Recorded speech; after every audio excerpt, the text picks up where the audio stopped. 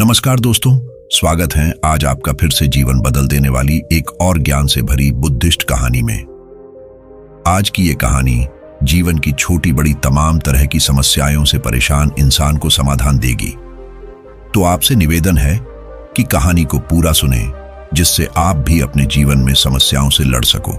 और दोस्तों, आपसे एक छोटी सी रिक्वेस्ट है कि इस चैनल के व्यू पूरी तरह से डाउन हो गया है, इसीलिए मैंने अपने दूसरे चैनल का लिंक वीडियो के डिस्क्रिप्शन में डाला है। आप प्लीज उसे सब्सक्राइब करें। आइए कहानी को शुरू करते हैं। एक किसान अपने गांव में अपनी परेशानियों से बहुत दुखी था। किसी ने उसे अपने दुखों के निवारण के लिए बुद्ध की शरण में जाने को कहा, जो कुछ दिनों के लिए यहाँ से कुछ दूर एक गांव में आए हैं, वह निश्चय ही तुम्हारे सब दुखों का निवारण करेंगे। यह सुनकर किसान बड़ी इच्छा से बुद्ध की शरण में गया, ये सोचकर कि बुद्ध उसे उसकी समस्याओं, मानसिक पीड़ा, तनाव और दुखों से मुक्ति दिलाएंगे। वह बुद्ध के पास पहुंचा। उसने बुद्ध से कहा कि हे बुद्ध, मैं एक किसान हूं, मुझे खेती करना पसंद है, लेकिन बारिश कभी भी पर्याप्त नहीं होती और मेरी फसलें बर्बाद हो जाती हैं। पिछले साल मेरे पास खाने के लिए कुछ नहीं था और इस साल भी अत्यधिक बारिश के कारण फसल को बहुत नुकसान हुआ। मेरे पास खाने के लिए पर्याप्त भोजन नहीं है। किसान ने कहा, मैं शादीशुदा हूं, मेरी पत्नी मेरा ख्याल रखती है, मैं उससे प्यार करता हूं, लेकिन कभी कभी वह मुझे बहुत परेशान करती है और घर में बहुत क्लेश हो जाता है, जिससे मुझे लगता है कि अच्छा होता अगर वह मेरी जिंदगी में नहीं आती। मेरे भी 2 बच्चे हैं। कभी कभी मेरे बच्चे भी मेरा अनादर और अवज्ञा करते हैं, मेरे निर्देशों का पालन नहीं करते। किसान लगातार बुद्ध को अपने दुखमय जीवन के बारे में ऐसी तमाम बातें बता रहा है। बुद्ध उस दुखी किसान की समस्या को ध्यान से सुनते रहे।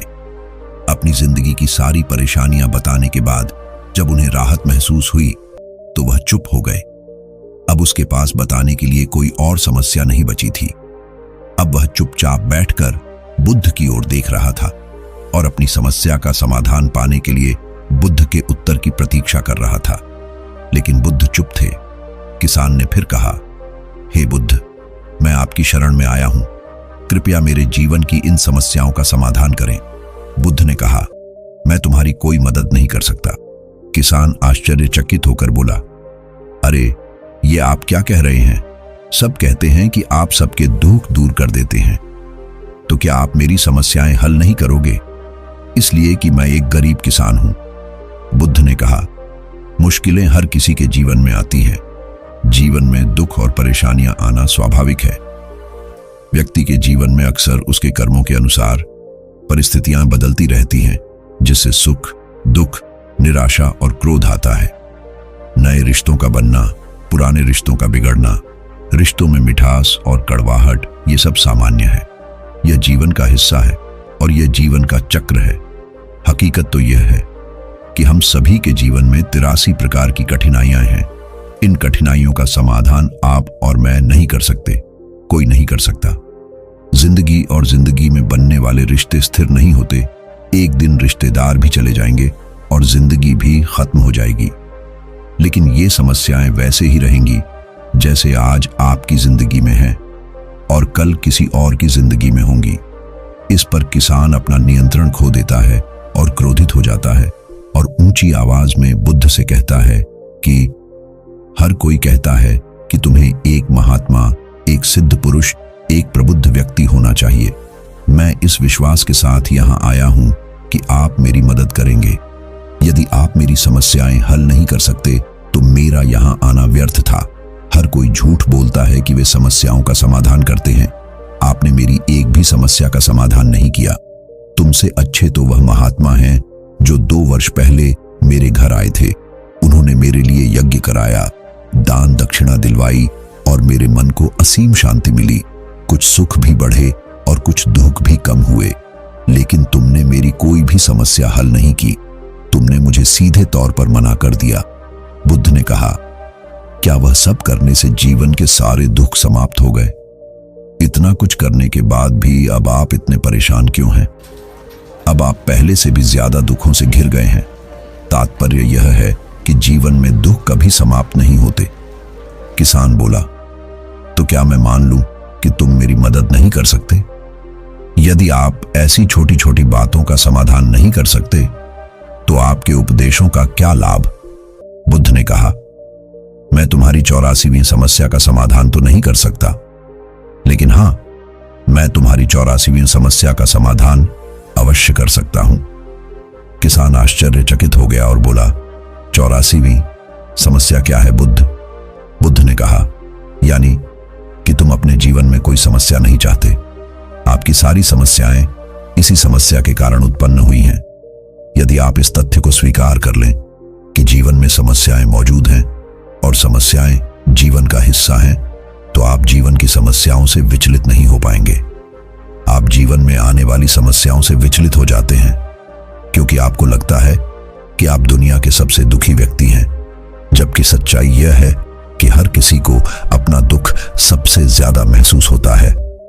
लेकिन जिस दिन आप यह समझने लगेंगे कि मेरा कष्ट अन्य लोगों की तुलना में बहुत कम है, उस दिन से कोई भी दुख आप पर प्रभाव नहीं डाल पाएगा। जब तक आप नहीं चाहेंगे कि आपके जीवन में कोई परेशानी ना आए और आप हर दुख दर्द से बचे रहें, तो यह संभव नहीं है। ऐसे में छोटा सा दर्द भी आपको बेचैन कर देगा और आपकी मानसिक शांति भंग कर देगा।